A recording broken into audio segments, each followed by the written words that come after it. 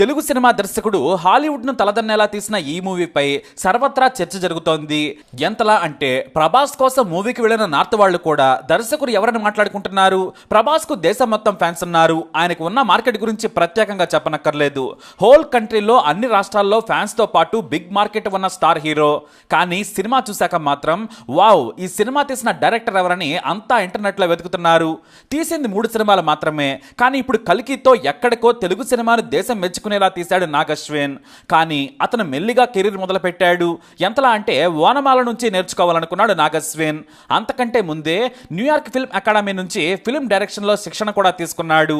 నాగ్ అశ్విన్ తల్లిదండ్రులు జయరాం రెడ్డి, జయంత్ రెడ్డి, ఇద్దరు డాక్టర్లే. హైదరాబాద్ ఎస్ఆర్ నగర్ కి దగ్గరలోని కళ్యాణ్ నగర్ లో వీరికి పెద్ద హాస్పిటల్ ఉంది. ఇక నాగ్ అశ్విన్ సోదరి నిఖిలారెడ్డి, ఈమె కూడా డాక్టరే. నాగ్ అశ్విన్ తండ్రిది తెలంగాణలోని నాగర్ కర్నూల్, తల్లి జయంత్ రెడ్డిది విశాఖపట్నం. అయితే నాగ్ అశ్విన్ ని కూడా డాక్టర్ గా చూడాలనుకున్నారు తల్లిదండ్రులు. హైదరాబాద్ పబ్లిక్ స్కూల్లో చదువుకున్న నాగ్ అశ్విన్ కు రాణా క్లాస్మేట్. నాగ్ అశ్విన్ పూర్తి పేరు నాగ్ అశ్విన్ రెడ్డి. ముద్దుగా అందరూ నాగి అని పిలుస్తుంటారు. చదువులో కూడా చురుకుగానే ఉండేవాడు నాగి. చదువులో టాప్ 10 ర్యాంకర్ లో ఒకరిగా నిలిచేవారు. అయితే తల్లిదండ్రులు చెప్పినట్లు డాక్టర్ కావాలనుకోలేదు. తనకి చిన్నప్పటి నుంచి కూడా సినిమా మీద ఆసక్తి. పైగా స్కూల్ మ్యాగజైన్ ఎడిటర్ గా పనిచేసే అవకాశం కూడా దక్కించుకున్నాడు. కథలు, కథనాలు, వ్యాసాలు రాయడంలో మంచి దిట్టని చిన్నప్పుడే నిరూపించుకున్నాడు. విద్యార్థి దశలోనే అతను స్కూల్ మ్యాగజైన్ కు ఎడిటర్ గా స్టోరీలు, వ్యాసాలు రాసేవాడు. ఓ టైంలో తన పాఠశాలలో బండరాలు పగలగొడుతూ చెట్లు కూడా నరికేస్తూ ఉంటే ఆ ఫోటోలు తీసి ఇక్కడ ఏం జరుగుతుంది, ప్రకృతిని నాశనం చేస్తుంది ఎవరు అని ఓ వార్త రాసి ప్రిన్సిపల్ కోపానికి గురయ్యాడు.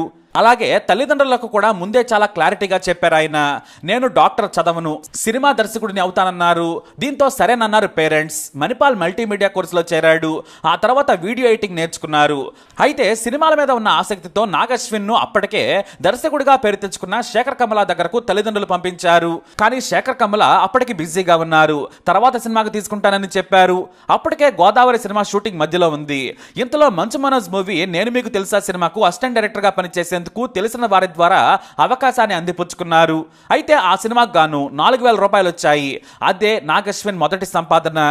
ఈ మూవీ పూర్తి కాగానే శేఖర్ కమల అవకాశం ఇచ్చారు. లీడర్, లైఫ్ ఈజ్ బ్యూటిఫుల్ సినిమాలకు ఏడీగా పనిచేశారు నాగ్ అశ్విన్. అంతేకాదు లీడర్ సినిమాకు తనకు తానుగా ట్రైలర్ కూడా కట్ చేశాడు. అది దర్శకుడు శేఖర్ కమలకు ఎంతో నచ్చింది. అదే ట్రైలర్ ను రిలీజ్ చేశారు ఆయన. అంతేకాదు షూటింగ్ చేసేటప్పుడు ఎంత క్లారిటీతో ఉండాలి, సీన్ ను ఎలా రాసుకోవాలి, రాసుకున్న సీన్ ను ఎలా తీయాలనే దానిపై పట్టు సాధించారు. అలాగే పెద్ద టీం ఉన్నా కూడా హడావిడి లేకుండా సినిమా ఎలా తీయొచ్చో శేఖర్ దగ్గర నేర్చుకున్నారు. అయితే స్నేహితుల ద్వారా యాడ్స్ తీసే అవకాశం నాగ్ అశ్విన్ కు దక్కింది. శేఖర్ కమల నుంచి నేర్చుకున్న పాఠాలతో యాదోంకి భరత్ అనే ఇంగ్లీష్ లఘు చిత్రాన్ని నాగ్ అశ్విన్ డైరెక్ట్ చేశారు. ఈ చిత్ర కథ నచ్చడంతో ప్రియాంక దత్ ఈ చిత్రానికి నిర్మాతగా పనిచేశారు. ఈ చిత్రం కాస్త కేన్స్ షార్ట్ ఫిల్మ్ కార్నర్ కోసం ఎంపికైంది. దీంతో నాగ్ అశ్విన్ జీవితం టర్న్ అయిపోయింది. నాగ్ అశ్విన్ పేరు వైజయంతి మూవీస్ అధినేత అశ్విని దత్ కు అప్పుడే తెలిసింది. ప్రియాంక కొన్ని యాడ్స్ ను తీసే క్రమంలో నాగ్ అశ్విన్ తో కలిసి పనిచేశారు. ఆ సమయంలోనే వారు సినిమా తీసే ఆలోచనలో ఉండగా కొత్త వారికి అవకాశం ఇద్దామనుకున్నారు. అప్పటికే శక్తి, బాణం సహా ఎన్నో సినిమాలు తీసి 100 కోట్లు నష్టపోయారు. దీంతో అశ్విని దత్ సినిమాలు తీయడం మానేశారు. చివరకు వరుస ఫ్లాపుల తర్వాత ఎవడే సుబ్రహ్మణ్యం సినిమా కథను నాగ్ అశ్విన్ కు వినిపించగా ప్రియాంకకు బాగా నచ్చింది. ఆ తర్వాత స్వప్న దత్ కూడా ఆ కథ నచ్చింది. మొత్తం స్క్రిప్ట్ ను రెడీ చేశాడు నాగ్ అశ్విన్. ఇదే కథను అశ్విని దత్ కు చెబితే సినిమాలు వద్దు, ఏమి వద్దు, ఇప్పటికే చాలా పోగొట్టారు, ఇంకేమి చేయకండి అన్నారు. వాస్తవానికి ఒక్క శక్తి సినిమా చాలు, మొత్తం ముంచేసింది. ఆ తర్వాత తీసిన ఏ సినిమా కూడా హిట్ కాలేదు.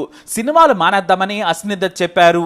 అప్పటికే చిరంజీవితో, పవన్ కళ్యాణ్ తో తీసిన జై చిరంజీవ, బాలు సినిమాలు కూడా నష్టాలు మిగిల్చాయి. అయితే నాగ్ అశ్విన్ చెప్పిన కథపై ప్రియాంకకు, స్వప్నకు బాగా నమ్మకం ఉంది. చివరకు అశ్విని దత్ పెద్దలుడు భార్గవ్ ప్రసాద్ జోక్యం చేసుకున్నారు. ఆ కుర్రాడు బాగా చెప్పాడు, బాగా కథ రాసుకున్నాడు, నేను ఆల్రెడీ అడ్వాన్స్ కూడా ఇచ్చేశాను, కాబట్టి ముందుకెళ్లాల్సిందేనని చెప్పాడు. దీంతో అయిష్టంగానే ఎవడే సుబ్రహ్మణ్యం సినిమాకు ఒప్పుకున్నారు ఆయన. కనీసం కథ కూడా మొత్తం వినలేదు. మీ ఇష్టం, పోతే మరో 3 కోట్లు నష్టం, వస్తుందేమో చూద్దాంలే, పోగొట్టండి అని చిరాకుగా మాట్లాడుతూ కూతుళ్లకు చెప్పారు అశ్విని దత్. ఆ క్రమంలోనే సినిమా బాధ్యత మొత్తం ప్రియాంక చూసుకున్నారు. బిజినెస్ ప్రమోషన్ స్వప్న చూసుకున్నారు. సినిమా షూటింగ్ కోసం హిమాలయాలకు కూడా వెళ్లారు. స్విట్జర్లాండ్ లో షూటింగ్ చేసి దాన్నే మౌంట్ ఎవరెస్ట్ గా చూపించే అవకాశం ఉన్నప్పటికీ కూడా సహజత్వానికి దగ్గరగా ఉండేలా తీయాలన్న సంకల్పంతోనే ఎంతో శ్రమించి హిమాలయాల్లో ఎవడే సుబ్రహ్మణ్యం షూటింగ్ చేశారు నాగ్ అశ్విన్. అయితే మధ్యలో బడ్జెట్ పెరగడంతో అశ్విని దత్ జోక్యం చేసుకొని కాంప్రమైజ్ కావద్దు, మొదలుపెట్టిన సినిమాను వైజయంతి బ్యానర్ మీద నిలబెట్టేలా తీయమని ఫ్రీ హ్యాండ్ ఇవ్వడంతో ఊపందుకుంది. వచ్చింది. ఆ సినిమా షూటింగ్ సమయంలో ప్రియా నాగశ్విన్ ప్రేమలో పడ్డారు. అప్పటికే ప్రియాంకకు పెళ్లి సంబంధాలు కూడా చూస్తున్నారు. అప్పుడే నాగశ్విన్ తన మనసులోని మాటను చెప్పేశాడు. నాకు పెళ్లి సంబంధాలు చూస్తున్నారు, కానీ మీరు చేసుకునేలా ఉన్నారు కాబట్టి మీరంటే నాకు ఇష్టమని ఎవడే సుబ్రహ్మణ్యం సినిమా సమయంలోనే ప్రపోజ్ చేసేశాడు. అప్పటికే ప్రియాంక కూడా నాగశ్విన్ మీద మంచి అభిప్రాయం ఏర్పడింది. ఎందుకంటే నాగశ్విన్ మితభాషి, అతిగా ప్రవర్తించడు, మోడర్న్ లైఫ్ అంటూ పిచ్చిగా మాట్లాడు, అవసరమైన మేరకే తన పరిధిలో తాను ఉంటాడని ఆమెకు తెలుసు. ఇద్దరి ఆలోచనలే కాదు, వ్యక్తిత్వం కూడా కలిసింది. ఆమె కూడా ఎస్ చెప్పింది. ఇక ఎవడే సుబ్రహ్మణ్యం సినిమా విడుదలకు సిద్ధమైంది. తన తండ్రి అశ్విని దత్ను చూడమని కోరారు ప్రియాంక. నేను చూడను, నాకు భయంగా ఉందని చెప్పారు ఆయన. అయితే అప్పటికే ట్రైలర్ చూశారు, బాగుందని అశ్విని దత్కు తెలుసు. అయినా వరుసగా 10 ఏళ్ల పాటు ఫ్లాపులు చూసి 100 కోట్లు పోగొట్టుకోవడంతో నిరాశలో ఉన్నారు ఆయన. చివరకు విజయవాడలో తనకు తానుగా వెళ్లి ఎవడే సుబ్రహ్మణ్యం థియేటర్లో చూశారు. ఆ మూవీ చూడగానే అశ్విని దత్కు సంతోషం వేసింది, ఆనంద బాష్పాలు వచ్చాయి. వెంటనే కూతుళ్లకు ఫోన్ చేసి మంచి సినిమా తీశారమ్మా, ఆ కుర్రాడు చాలా చక్కగా తీశాడని మెచ్చుకున్నారట.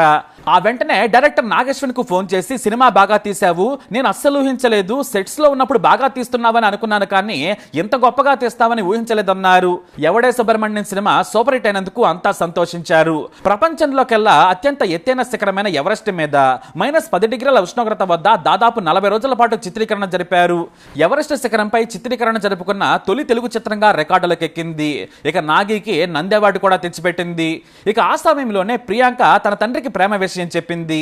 ఆయన మొదట ఒప్పుకోలేదు, ఎందుకంటే దత్తు గారికి కాస్త క్యాస్ట్ ఫీలింగ్ ఎక్కువ. కానీ ఈ రోజుల్లో అందరూ పెళ్లి చేసుకుంటున్నారు కదా అనుకున్నారు. ప్రియాంక తను నాగశ్విని తప్ప ఎవరిని పెళ్లి చేసుకోనని చెప్పడంతో సరేనన్నారు. ఎందుకంటే అప్పటికే పెద్ద కూతురు కూడా ప్రేమ వివాహం చేసుకుంది. ఇద్దరూ కుల పట్టింపులు లేకుండా ప్రేమించి చేసుకున్నారు. అలా సినిమాను ప్రేమను ఒకేసారి ఎవడే సుబ్రహ్మణ్యం సినిమా షూటింగ్ సమయంలోనే ఎంచుకున్నారు. ఇక ఆ తర్వాత నాగశ్విన్ రాకతో నిజంగానే అశ్విని దత్ అదృష్టం కూడా మారిపోయింది. మహానటి సినిమాతో గొప్ప హిట్ కొట్టారాయన. ఎంతలా అంటే వైజయంతి మూవీస్ బ్యానర్ మళ్లీ నిలబడింది. 10 ఏళ్ల పాటు 100 కోట్లు పోగొట్టుకున్న అశ్విని దత్ చివరకు సినిమాలు మానేశారు. కూతుళ్లు తీస్తామన్నా కూడా వద్దనే పరిస్థితికి వచ్చారు. కానీ నాగశ్విన్ కు రైటింగ్ లో ఉన్న పట్టుతో పాటు ప్రియాంక స్వప్నాల ప్యాషన్ వారిని ముందుకు నడిపించింది. మహానటి సూపర్ హిట్ కావడంతో మళ్లీ అశ్విని దత్ యాక్టివ్ అయ్యారు. అప్పుడే నాగశ్విన్ ప్రియాంకలకు కొడుకు పుట్టాడు. నాకు మనవడినిచ్చావని అశ్విని దత్ ఎంతో మురిసిపోయారు. ఇక జాతిరత్నాల సినిమాకు సరదాగా director Anudeep K V comedy style చూసి నిర్మాతగా మారిపోయారు నాగశ్విన్. ఆ సినిమా కూడా సూపర్ హిట్ అయింది. ఆర్థికంగా నిలదొక్కున్నారు. అయితే తర్వాత ఏ సినిమా తీయాలి అనేదే ఇక్కడ ప్రశ్న. ఎన్నో కథలు రాసుకున్నా కూడా ఏవి కూడా నాగశ్విన్కు నచ్చడం లేదు. అలా కథలు రాస్తున్న సమయంలోనే మహాభారతానికి సైన్స్ ఫిక్షన్ జోడించి రాసుకున్న కథే కల్కి. కానీ ఈ సినిమాకు భారీగా ఖర్చు అవుతుంది. మొదట 400 కోట్లతో సినిమా తీయాలనుకున్నారు. చివరికి అది 600 కోట్లకు చేరింది.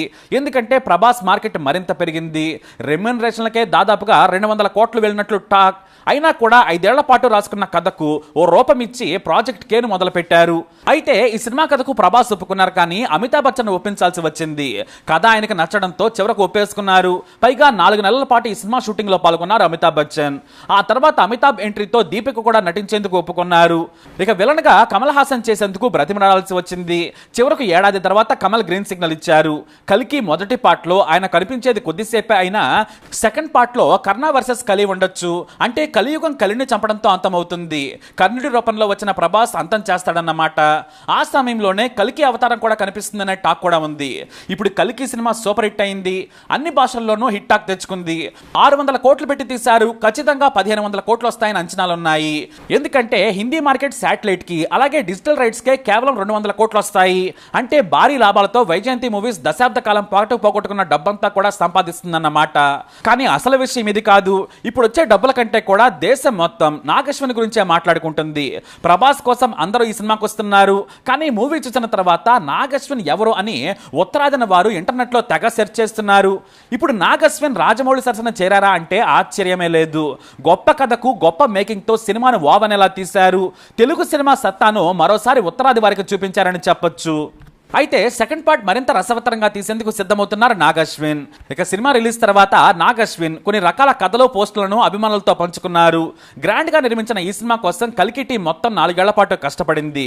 2021లో హైదరాబాద్ లోని రామోజీ ఫిలిం సిటీలో ఏర్పాటు చేసిన ఫ్యూచరిస్టిక్ సెట్ లో ఈ సినిమా షూటింగ్ గ్రాండ్ గా ప్రారంభమైంది. అయితే తన చెప్పులు అరిగిపోయేలా ఈ సినిమా కోసం పనిచేశారని చెప్పేలా తన అరిగిపోయిన చెప్పులు ఉన్న ఫోటోలను పంచుకొని అభిమానులతో తన సంతోషాన్ని పంచుకొని సెలబ్రేషన్ చేసుకున్నారు నాగశ్విన్. అశ్విన్. తొలి చిత్రం ఎవడే సుబ్రహ్మణ్యంతో స్టేట్ అవార్డు దక్కించుకున్నాడు. రెండో సినిమా సావిత్రితో నేషనల్ అవార్డు కొట్టేశాడు నాగ్ అశ్విన్. ఇక మూడో మూవీతో ఇంటర్నేషనల్ అవార్డు అందుకోవాలని ఆశిద్దాం. ఖచ్చితంగా ఆల్ ది బెస్ట్ చెబుతాం. మరి కల్కిపై అలాగే ముఖ్యంగా నాగ్ అశ్విన్ పై మీ అభిప్రాయాన్ని కమెంట్ ద్వారా తెలియజేయండి.